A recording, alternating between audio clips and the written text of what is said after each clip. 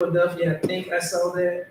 I can't remember if it was the day or yesterday when I saw it. Today. Yeah, as I was walking through our control center, we have two TVs that are always on. One is on weather, and one is on whatever news channel, whatever crew is on. One crew don't like Fox, and the other crew do. So it's whatever. So I did see that. I just couldn't remember exactly where it was. So, keep this country in our prayers because they're still dealing with so much. We're still dealing with a lot of issues. I would say you would think by now we would be more closer as a country. You would think we would be closer to the love and charity with one another. But it seems like we're getting further and further apart. And the sad part about it is, it seems like the ones that are getting further and further apart are the ones that say they know the Lord. The ones that are going to church every Sunday, it seems like they are the ones that are getting further and further and further apart. So it's just sad. But that just means we have more praying to do. We have more work to do as a community of believers. And I found it, Sister Linda. Danny. Huh? Danny. You found it? Oh.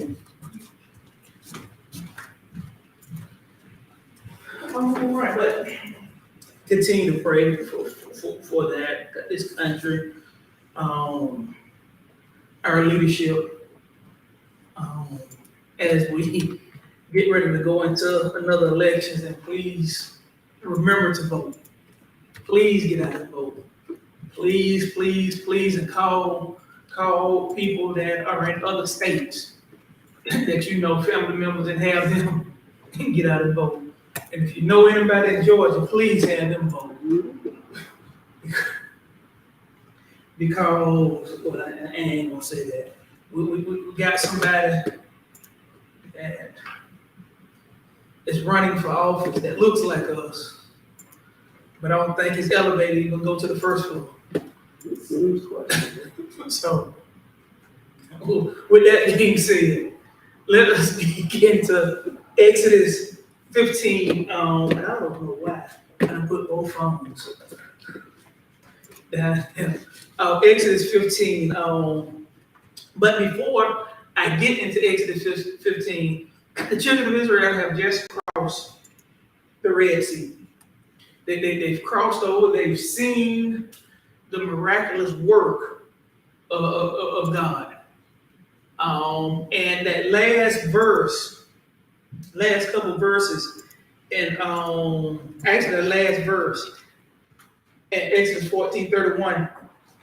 And when the Israelites saw the mighty hand of the Lord displayed against the Egyptians, the people feared the Lord and put their trust in him and in Moses, his servant.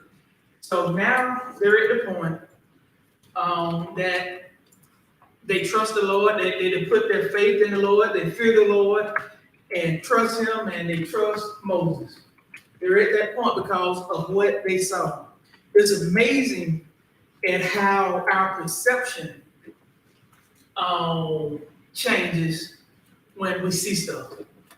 It's amazing at how when we see the power of the Lord, we want to change and do right. And now that I think about it, I don't know why that just popped in my mind. Everybody that experienced Michael, and y'all probably heard me say church, because that was because of that storm, and it did come back. People came back for how long? For a couple weeks. Just like when you see stuff, police brutality. When we've had all the police brutality that we have, people get out and march, they get out and say stuff, they petition and all of that for about 3 or 4 weeks. Then they're gone about their way again. History has a way of repeating itself. People have a way of repeating themselves. Well, it wasn't even a couple of weeks for the children of Israel before they were acting up again. So we're at that point, and now that they know the power of the Lord, now they fear the Lord, they trust him, they trust Moses. This is what it says in verses 15, 1 through 5. And this is of Moses. This is the song Moses wrote. And I'm just going to kind of read through it. I don't think I'm going to touch on that much, so we can get down to a little bit of the bottom. Then Moses and the Israelites sang this song to the Lord. I will the Lord, for he is highly exalted. Both horse and driver he has hurled into the sea. The Lord is my strength and my defense. He has become my salvation. He is my God, and I will praise him. The Lord is a warrior. The Lord is his name. Pharaoh's chariots and his army he has hurled. The best of Pharaoh's officers are drowned in the Red Sea. The deep waters have covered them. They sank to the depths like a stone. So these first 5 verses, the children of Israel has broke out basically in praise. They broke out in worship. They praise the Lord, and all they're doing is giving this praise because they saw the power of the Lord. Now, granted, they should have been singing this the whole time. Mm-hmm. You know, granted, because they see the power of the Lord before all of this. They sing it. But because they were still in captivity, they didn't realize what they were singing. Right? Sometimes we don't realize, even in the midst of our problems, even in the midst of our storm, but because we still see the enemy, because we still are in the same circumstance, we don't realize the situation is changing. Mm-hmm. Because we still seeing the same problems, but not realizing that the Lord is changing them problems. He's changing the situation because really and truthfully, and the way I have to look at it, and every day I wake up, there's a new problem. Yeah, it may be lingering, but it's still a new problem because the day is a what? So if it's a new day, is it the problems I had, even though they were yesterday, aren't they new problems? So that just means I start fresh today. Can't worry about what I did yesterday with that problem. Because if I keep going back to yesterday with that problem, I can't face today's problem. That's just like if you're putting a building something. Well, let's do it simple. If you get ready to put a tile on, right, and you off, and next day you come back and try to jack the car again. The next day you come back and you keep trying to jack the car up. Well, the problem is the car's already jacked up. So when are you going to move on to today's issue? When you going to make circumstance? A lot of us can't move forward because we're still dealing with the same problem. Even though we realize, yeah, it was there yesterday, but it's still a new day. Still a new day. And the children of Israel,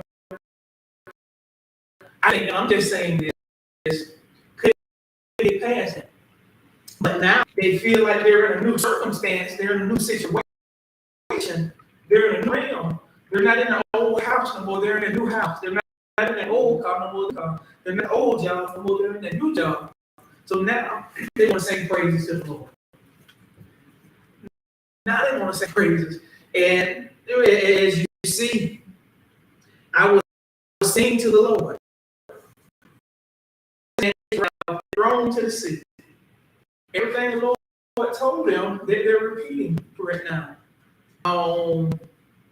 The deep waters have covered them. They sank to the depth of the sea. So we see right now, that's really the first stanza of this song. They're praising the Lord. Praising the Lord. Showing that they trust the Lord, right? Sound like they're off to a new start. They're off to a new beginning. They're off to a start. They made their New Year's resolution, brother, okay? You know, they here in church on first Sunday. Better yet, they started not good. Even the second stanza right here, verses 6 through 10. Lord, will your right hand, Lord, shout at the enemy, and the greatness of your burning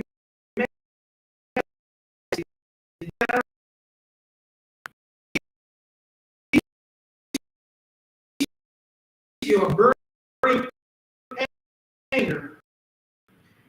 It consumed them, stood up, wall, the deep waters congealed, and the heart of the sea, the enemy boasted. I will pursue, I will overtake them, I will divide the spoils, I will gore myself on them, I will draw my sword, and my hand will destroy them. But you blew your cover them. They sank dead in the mighty waters. It was just so amazing to them that you notice that's the second time they repeated what happened to them. Right? They sank in the water. All right. But something else I'm going to point out here, realize God's mighty hand. Right? And you notice they didn't say his mighty hands. They said his right hand. And when we look at that, I just want to touch on this for a minute. When we talk about the right hand of God, that verse, or the right hand of God, was thought to be the hand of skill and power. Actually, your right hand was thought to be the hand of skill and power. Because most people during the time was right-handed. So be the skill and power. But not only that, it says right here, I read this and I'm trying to pull it back up. Moses and the people glorified in there. All right. Your right hand, the right hand was thought to be the hand of skill and power. When God works with his right hand, it is a work of skill and power. The right hand is used in scripture more than 50 times. And we got some verses right here on Psalms 45 and 4, 48, a lot in Psalms, but over 50 times the right hand of God. Right? God, when he deals with stuff, he deals with it skillfully and with power. Skillfully and with power. And that's something a lot of the time you think about it, when we're doing something, either we're trying to go back to that tire, trying to get that tire off. If that tire is stuck, we ain't trying to skillfully get it off. We're trying to use all the power we can to get it off. Skill, right? But the Lord can be as powerful and as skillful as he needs to be all at the same time. Which means when he's dealing with us, he's dealing with them skillfully and powerfully. But also when he's dealing with us, right? He's dealing with us with grace, because we say grace and mercy. And think about this for a minute. When you look at the Olympics, especially the Winter Olympics, and if you ever look at figure skating, they always say how gracefully and skillfully they are. Even with gymnastics, right? So watch this. When God gives us, when he's dealing with us gracefully or giving us grace, he's doing it skillfully. When he's giving us grace, he's doing it with power. When he gives us mercy, he extends mercy, he's doing it skillfully. That's something that we can't do. I mean, when we deal with people, even if we deal with them skillfully, and sometimes as skillful as we are when we're trying to deal with people, if I may, Sister Sims, you use you and some of the nurses and all of that, no matter how skillfully you deal with some of the patients or some of the people that come in, it still don't work. they still give you their hind parts to get sometimes. And those that were correction officers, y'all I work on it, y'all know, no matter how skillfully y'all are in a situation, sometimes it just don't work. Mhm. But the Lord, every time He deals skillfully, it works. Yes. When just I don't know what you think in your opinion. Whenever we raise our right hand to new members or somebody joining the church, so it's like giving them the power, trying to give them the power of God. Or is that why we do that? Why are we doing our right hand? The right hand of fellowship, because once again, that right hand is always about to be skillful. So we're extending our right hand to extend our skills that we have. We're extending the power and the knowledge that we know to them. So we're trying to extend skill. We're trying to extend our power and hopes that when our hands, they're extending their skill and power. And if both of our skills and power get together and for the good, then we can build something even better than what we have right now. So myself included, I've been extending my right hand and didn't really know why I'm extending my right hand. So that is, you know what I'm saying. And a lot of things like we do because this it has meaning to it. And I'm gonna show y'all something else. That's why I want to get to this a little bit later on because it blew my mind when I was reading this earlier today. But yeah, that right hand, because if I'm extending welcoming you in to my house, right? I'm extending a piece of me because this is my house. I'm not talking about the church, but my house. This is where I have peace at.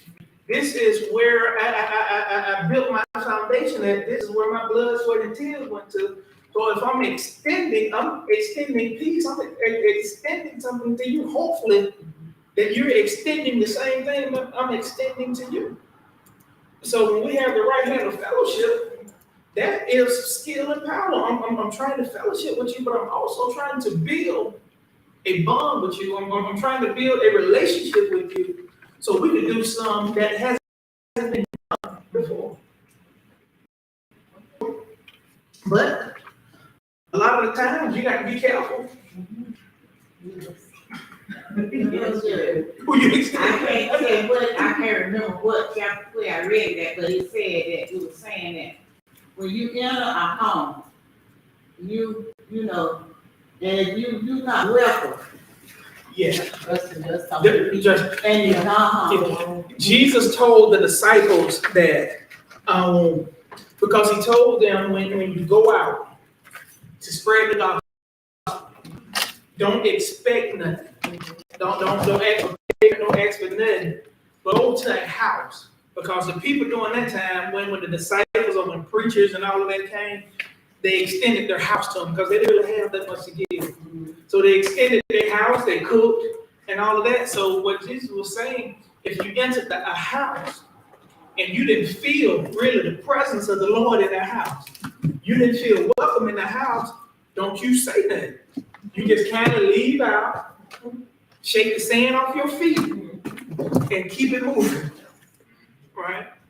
And that's sometimes we got to realize that in church sometimes, because a lot of us, you know, that discerning spirit that we have, it comes into play. That's something else we need to go back to. I thought about it. You remember we was talking about what was that? Sister Linda, we was trying to work through before COVID. Find your God-given gift. Yeah, find your gift. After we finish this, I think today.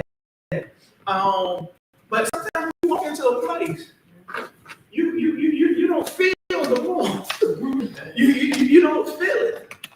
But a lot of the time, what do? Keep going in and wondering why we still in a whole bunch of things. We didn't shake off, dust our feet off, and keep it moving. And sometimes it's okay to walk into a church and you just don't feel, you don't say that, you just kind of leave.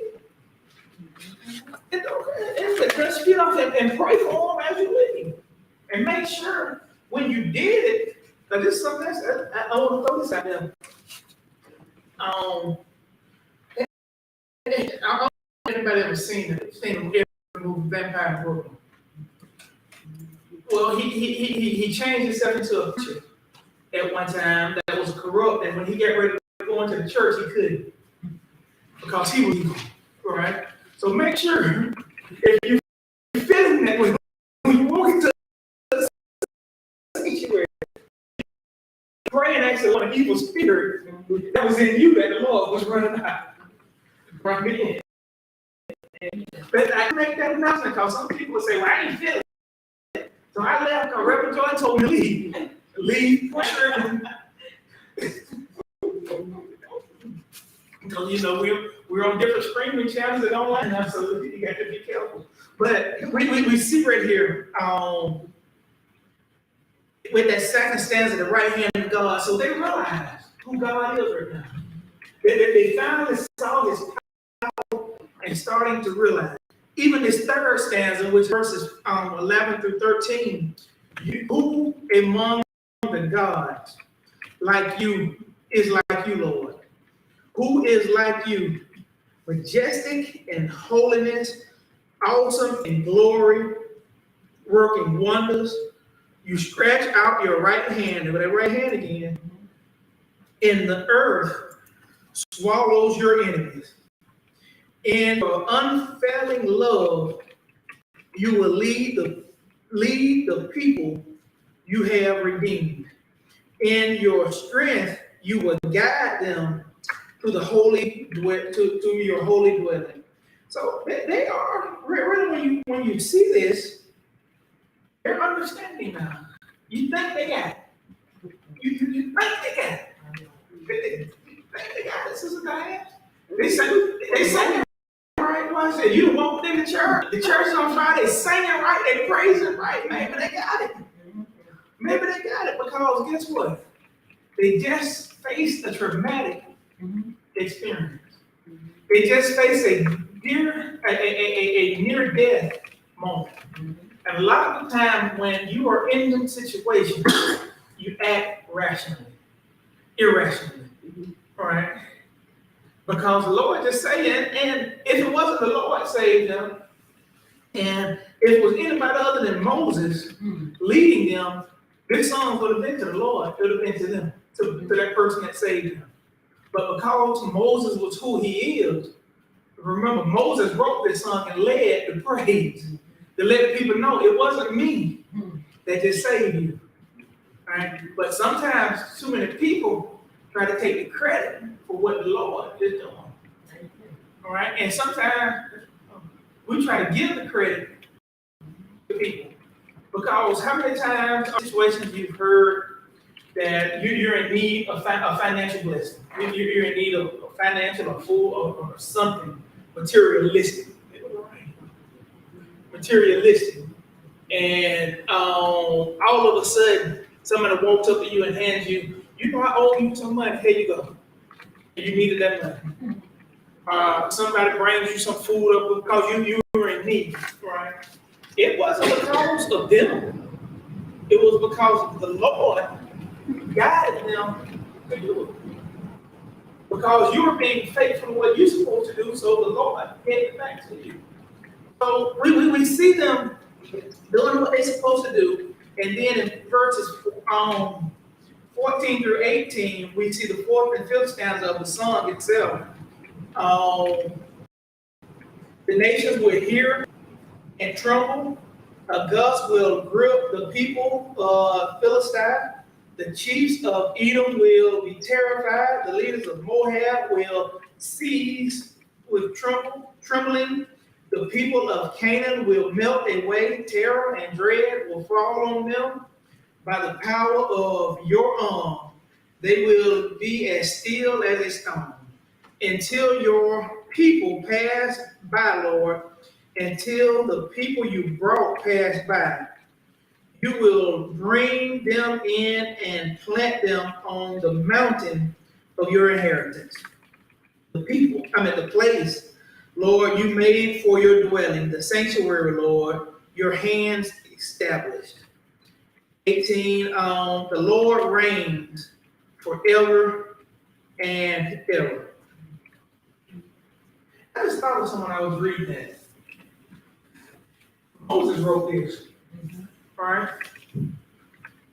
People were just saying.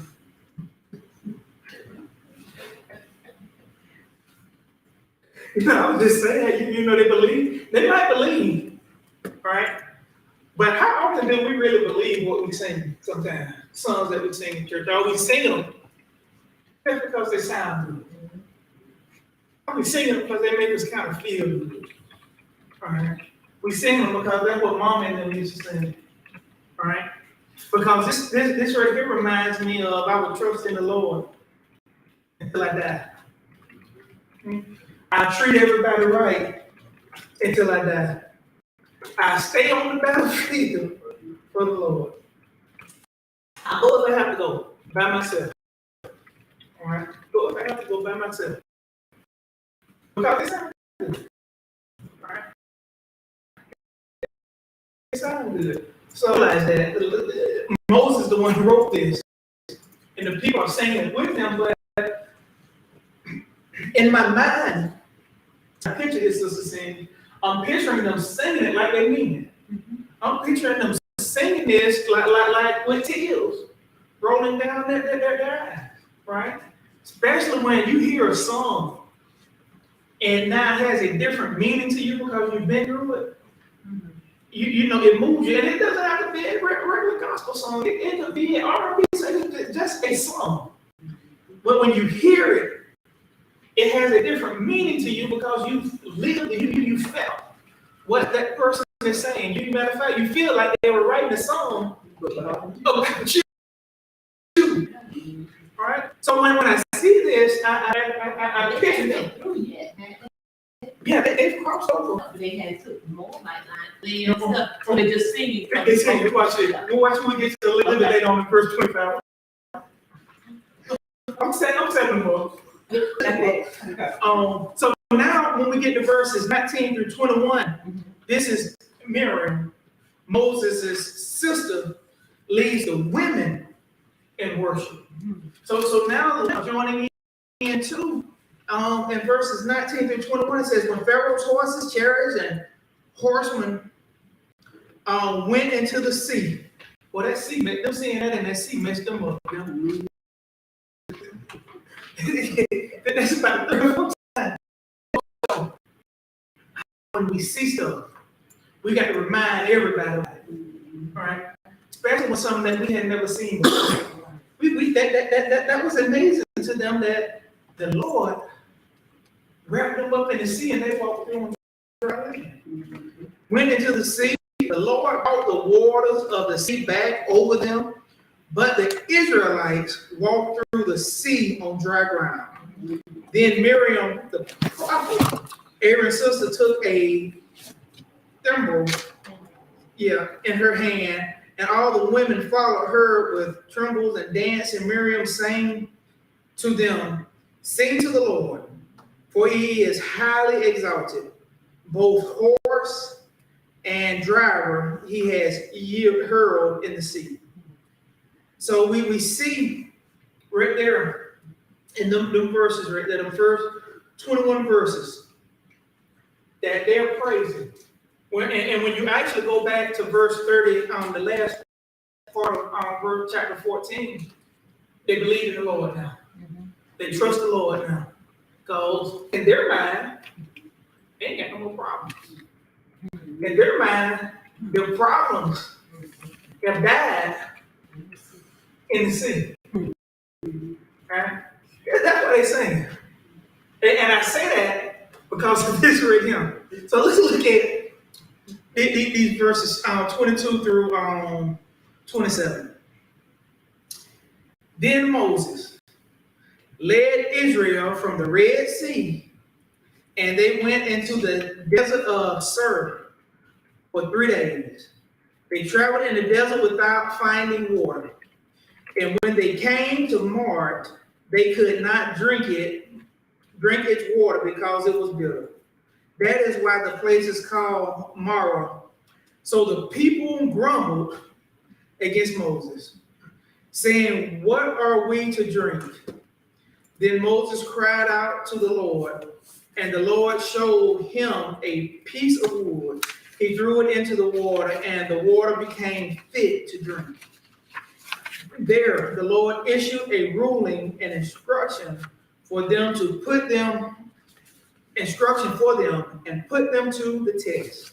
He said, if you listen carefully to the Lord, your God, and do what is right in his eyes, if you pay attention to his commands and keep all his decrees, I will not bring on you any of the diseases I brought to the Egyptians, for I am the Lord who heals you.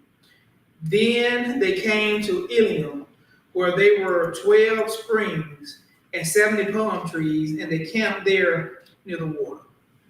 So they just got through singing, just got through praising. Lord, you're God Almighty. With your right hand, you can do anything. You can calm the sea. You can do everything. Matter of fact, they said, where is it at? The Lord reigns forever and forever.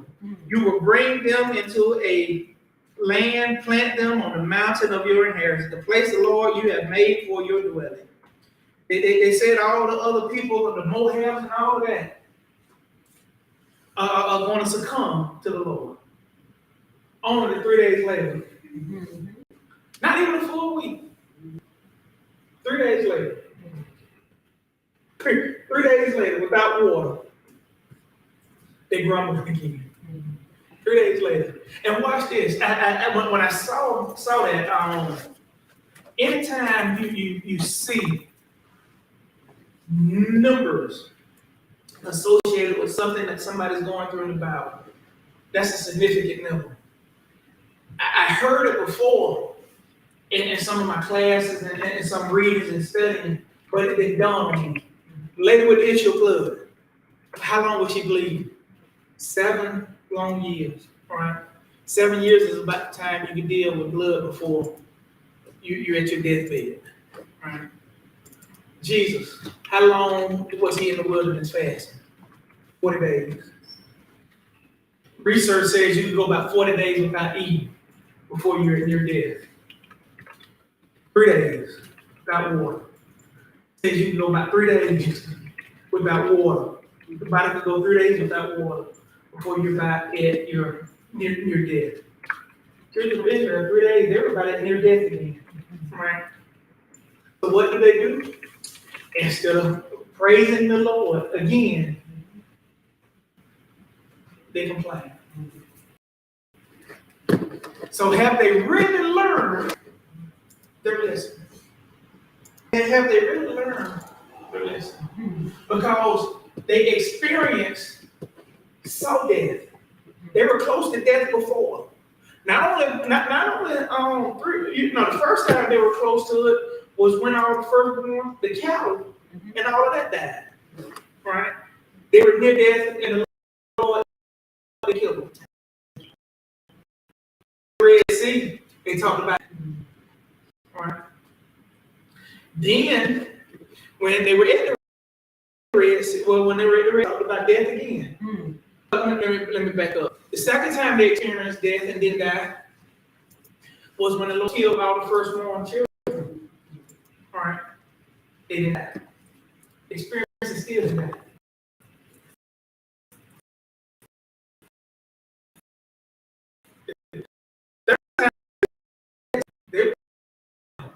And they saw death. They saw about death. Matter of fact, they mentioned it over 4 or 5 times.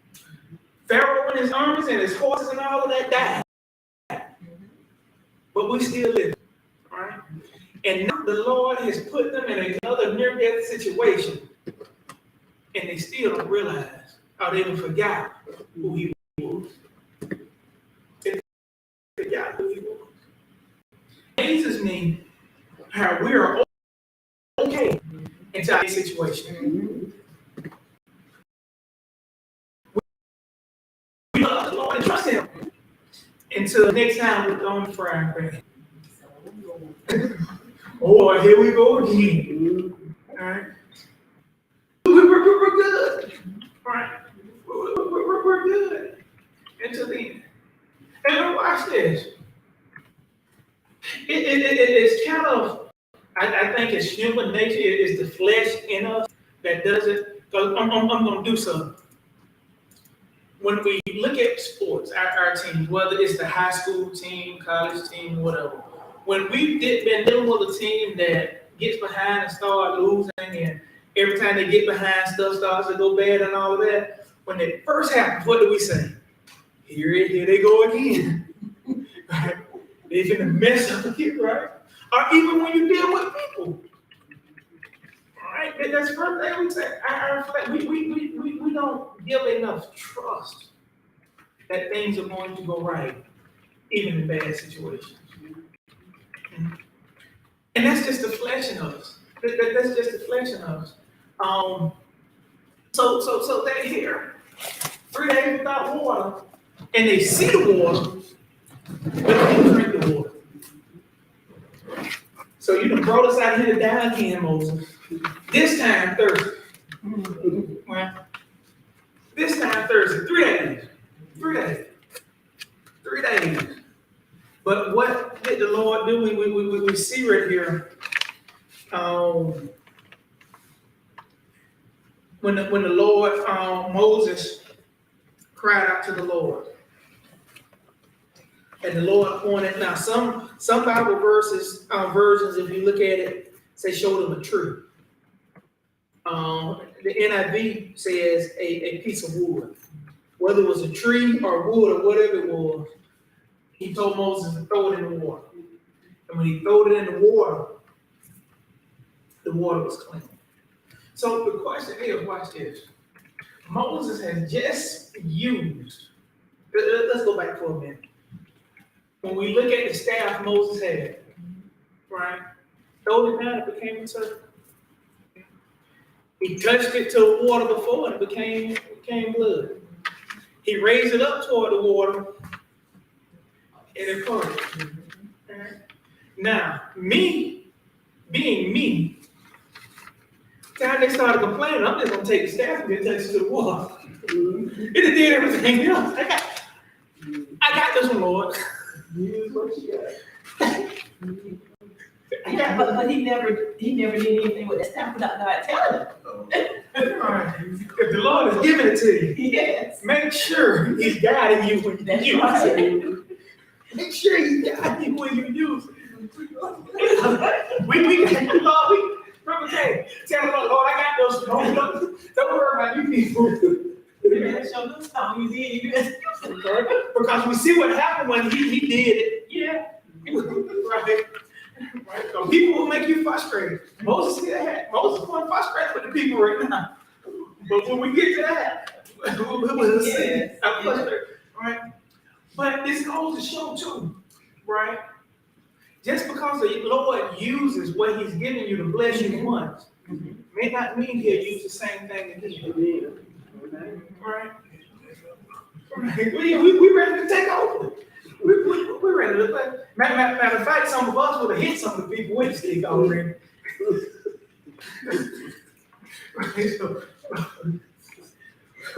But yeah, some of us, and I saw somebody else when I was reading it said that, they would have just took the stick and just, right? But we got to realize, and it's so easy not to do. Because we say the Lord has blessed us with our cars, blessed us with a lot of stuff. But me included, guilty as charged. I get in my car and go somewhere without even asking the Lord, should I go? All right. And watch this. It's so simple because every Sunday, every Wednesday, and every Monday, I just get up and come to church. Don't say, Lord, is that your will for me? Because I just know that's where He want me to go. Right? But, because He appointed me here. So, Lord, You appointed me here. We got church on Sundays. We got board meetings that you gave us a vision. Right? It just picked up, and watch this. Not even that, I picked the way I want to go. Not saying, Lord, which way should I go? That's something real got to do better. Right? Because how many times have you heard me say He blessed me with that deal?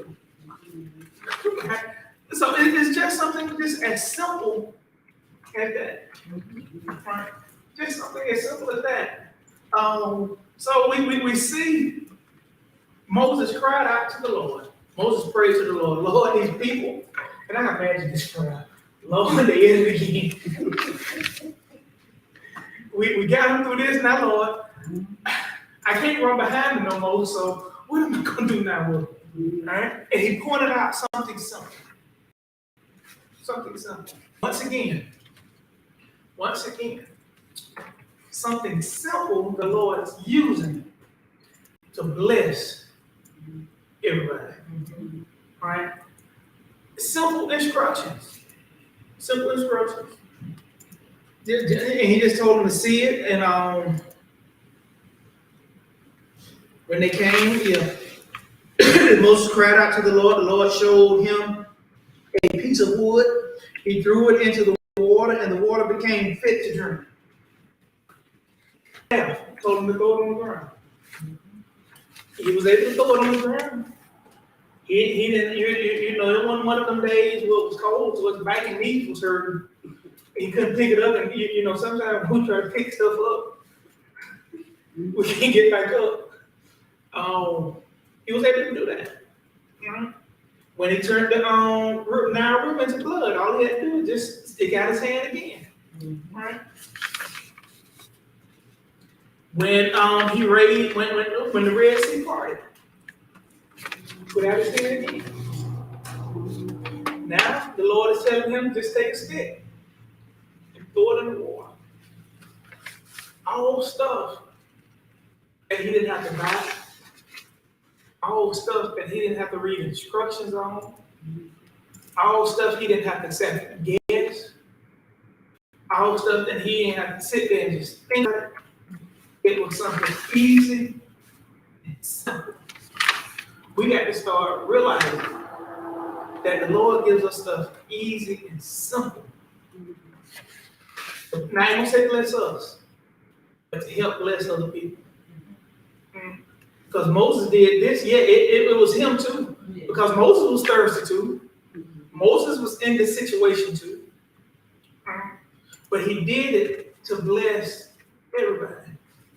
But we got to realize it's just as simple as a task that we don't want to do. Maybe not only be hindering our blessings, but the blessings for somebody else. It's just the simplest of tasks. I ain't talking about getting out and running this place, running that place, lifting engines and cars and all of that. Because if that was the case and it was a car on somebody and you tried to lift it and it was the Lord's will, He would give you the strength to move that car off. He gives us the strength in the moments that we need it. Right? He gives us strength in the moments, but when it comes to blessing others, it's just simple tasks.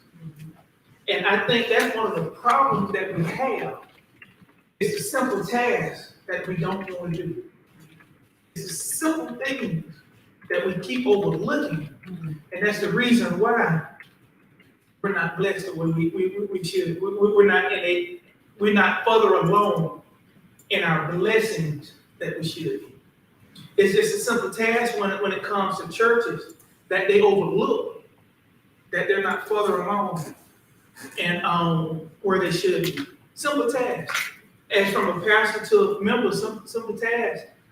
Speaking to the members, telling the members how much you appreciate them, making sure they're okay, shaking their hands, stopping just for a minute or two and have a conversation. Just simple task. Something that is just simple to do. You ain't got to spend no energy just to say, hey, how you doing?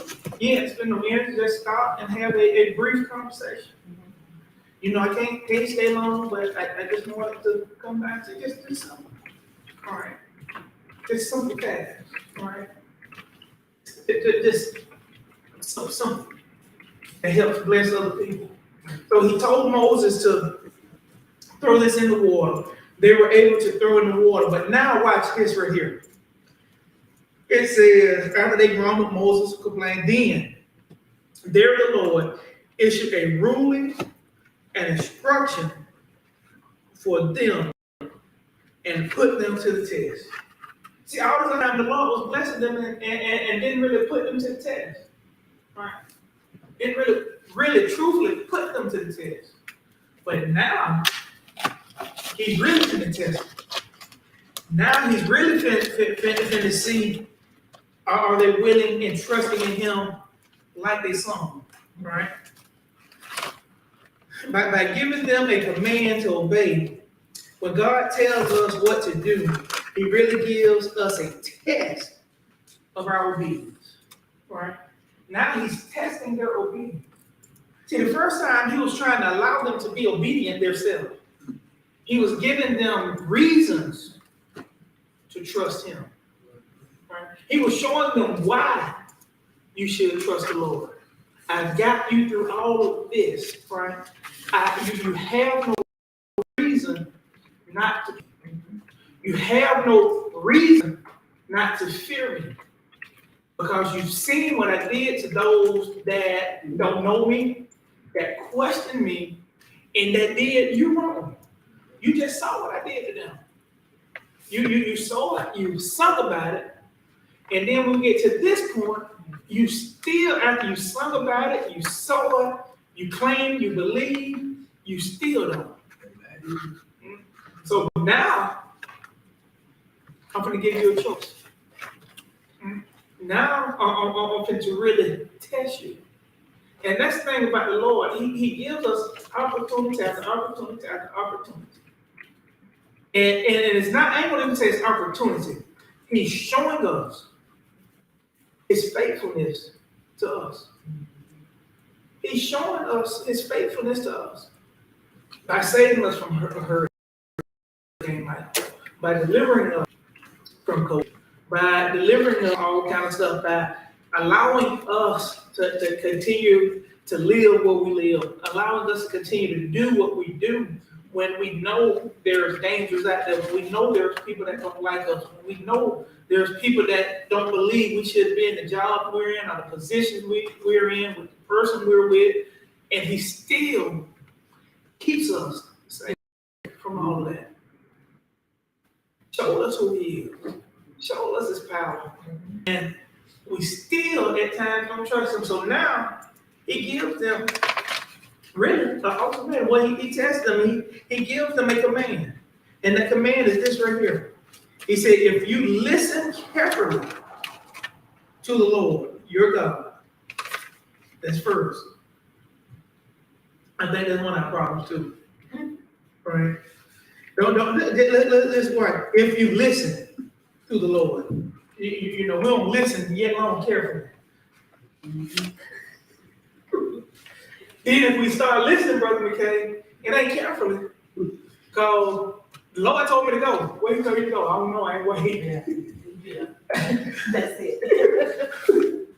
All right. The Lord just told us what we thought we wanted to hear, and we were gone. Right. So first thing we need to do is listen carefully to the Lord, your God, and do what is right in his eyes, not in your eyes, right? In his eyes. If you pay attention to his commandments and keep all his decrees, and notice this, right? He's setting them up. Y'all bear with my suicide. He's setting them up because he didn't give them his commandments yet. All right. So he's preparing them for what he's going to do, the laws and decrees that he's going to give. And he's telling them when you get them to listen carefully. In other words, you hadn't got them yet. Right? So I'm preparing you now. He had told you what he's about to do for McChapel or what he's about to do for us. So he's telling us now to listen carefully to what he's about to tell us to do. All right? And obey it, but do what's right, not in our eyesight, but do what's right in his eyesight.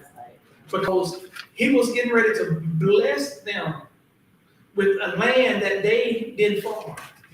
He was going to get ready to bless them with houses that they didn't have to build or pay for. He was going to bless them with wealth that they didn't have to work for. So when I'm going to do all of this for you, I need you to do right, not what you think is right, but what's right in my eyesight. Because I already know what you're thinking in your eyesight. You already showed me. Your eyesight ain't that good when it comes to this stuff. So I need you to do what's right in my eyesight. That's just like you grabbing Ray Charles and telling him to walk you across the street. And let him lead you across the street. It's not gonna work.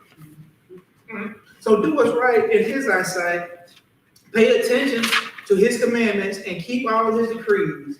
And I will not bring on you any of the diseases I brought on Egypt. Tell them, you already seen what I did. All that stuff that I just did to them. Simple. Listen. Careful. Do what's right in my eyesight. Follow my commandments. It's 3. Listen. Do what's right and follow my commandments. What does he tell us? And as a matter of fact, he's made it simple, even more simple to us. All we got to do is love that neighbor as thyself and put no other gods before him. Right? He made it simple. Because if we're loving our neighbor as we love ourselves, we're doing what's right in his eyesight, not our eyesight. Right? Because we're loving our enemy. We're loving the person that's trying to persecute us. We're loving the person that is lying on us. We're loving the person that will sit there and have the audacity to smile in our face and laughing at our back. Because what happened? Judas had the audacity to smile in Jesus' face, laughing at his back. Pharisees, Sadducees, and he still prayed for him. He still loved him. He still died for those that didn't care about him. Still did. So he did. So when we do what's right, we need to do what's right in his eyesight. But he goes on to say this. So if you do all of that, I will not do what I did to your enemy. That's what he's saying here. I will not do what I did to the Egyptians. I will not do you like I did to your enemy. The enemy that I made your footstool, I will not make you somebody else's footstool if you do what's right. That table I prepare in the presence of your enemy, I won't have to prepare one in your presence if you do what's right. But not only that, he says this, just in case you do, because I am the Lord who healed you. I am the Lord who heals you, because you've been talking about dying this whole time. Well, so if you don't want to have to worry about dying no more, I'm the Lord that heals you. In other words, he's saying, when the plagues came, them sicknesses and diseases came, it was me that was healing you, while others wasn't healed. In other words, when we look at it for ourselves, yes, the doctors subscribe the medicine, but it's not the medicine that's healing us. It's the Lord that's healing us. Because there's a lot of people that's over there that took a whole lot of medicine and tried to get weight on. And it just wasn't what the Lord's will was. So it was the Lord healing them. And watch this. What did he do to show them who he was? Right? Now he told them what they needed to do. Right? Told them I will not do you like I did your enemies. Right? So just to show you what I'll do for you, they came to Eliam, where there were 12 springs. You remember they just complained about water. You got to complain about water no more. All right? And 70 palm trees, and they camped there near the water. All right? So the Lord showed y'all complaining about water. All right? I healed that water for you. But guess what? I'm going to multiply to give you more. All you got to do is follow my commandments. All you got to do is listen to me carefully. All you have to do is do what's right in my eyesight. Don't worry about nobody else. Don't worry about pleasing nobody else. All right? And watch this. If the only thing you have to do for the rest of your life is please one person, doesn't that make your life a whole lot easier? Mm-hmm. If the only thing you had to do for the rest of your life is please one person, and that person ain't even you, because we're hard to please ourselves. All right? How many times we done went in the closet and got one outfit and put it all the way on, look at it, took it all the way on. All right? How many times we done walked to the refrigerator, got something out to eat, put it up there and got ready to fix it. It wasn't no more, right? So I ain't even talking about ourselves in this. So my closing, because it's time to go. So if we had to just please one person for the rest of our life, and we knew exactly what it took to please that person, wouldn't that make our lives a whole lot easier? So why are we so stressed? Why do we worry about what people say, how people act, and what they think about us? Because, truth be told, the only person we have to please is our Lord and Savior. And He has told us, without a shadow of a doubt, how to please Him. Keep my commandments. Do what's right in my eyesight. And listen carefully to me. And that's how we please Him. So stop trying as we go, and I know we will say we don't try to please man, we don't try to please this person, we don't try to please that person. But every now and then we do try to please somebody around us. And all it is us trying to make a better place for them. But if we wake up every morning trying to do what's right by God and pleasing God, that person who was trying to please yesterday, they will be pleased today, if it's in God's will. Because we did everything we're supposed to do. And if they're not liking it or they're not happy with it, I've done what I'm supposed to do. And at the end of the day, that's all we can do. As long as we do what we're supposed to do, God will take care of the rest. So the rest of this week, let's do what we're supposed to do for the service of the Lord. And then hear the rest. And leave you with this thought. With Friends and Family Day, we're doing what we're supposed to do. We've invited, we've told, we've asked, we've done what we can do. Right? And the Lord will take care of the rest. The only other thing that you have to do when you get there is give as the Lord has blessed you. Like remember, we didn't ask for a set amount. We just told class leaders what they have to raise. And watch this, I want to help the class leaders out there. Help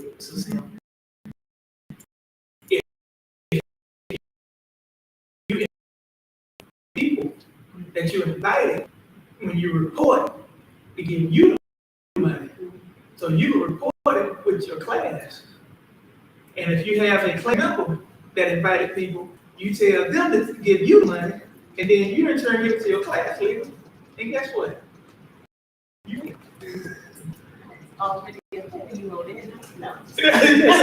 right? So that's how you do it. So we didn't ask for a set amount. If each class leader raise is 500, we got 3,500. We got two ahead for the budget. Well, 2 parts of the budget. Right? So that's why that's what we're supposed to do. The Lord will do the rest. So we thank y'all once again for coming out. Y'all be safe, going home as it's raining, or as the senior saints used to say, while the Lord is doing His work, y'all be careful going while He's working. All right.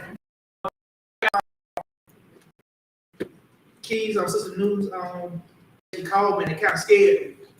Because last time we talked to her was when I was in California, and we were talking about they were trying to get her back and forth to keep dialysis. So when the phone rung, I just be honest with you, I saw it, scared.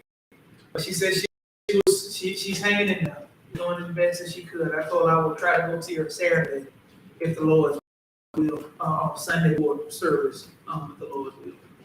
Continue to pray for Sister Anderson. Continue to pray for Brother CJ, Brother Hall, Brother Boris mentioned to me, and I can't remember who it is, but he had dead, not in immediate family, but some relatives have transitioned. So keep them in your prayer, and all of us. With that being said, okay, would you pray us out? Father, as we come to a close, we understand the word, Father, that we might become better, Father, and just continue to have mercy upon us. Dear Father, go to the sick and the city, one in the hospital, one on the living home, that they however they may feel better. Then Father, now we want to feel the tragedy from the storm, Father. Yeah, whatever they need, Father, they grant their need, Father. Give people the will to help them, Father. Just have mercy, Father. Then, Father, continue to go with this time. Continue to give them the knowledge, the will of understanding, that you get that down tonight with this Christian family. And just have mercy, Father. And we return to our home, Father. Take us over down the highway. Dear Lord, bless our son in Jesus' name. Amen. Amen. She is in Panama City at Select here. I think it's over there by the Old Bay Hospital, or about the Old Bay County Hospital. Everybody else? What? Yes, ma'am. I want to man next to it, when he gets wet, he sweat. I'll be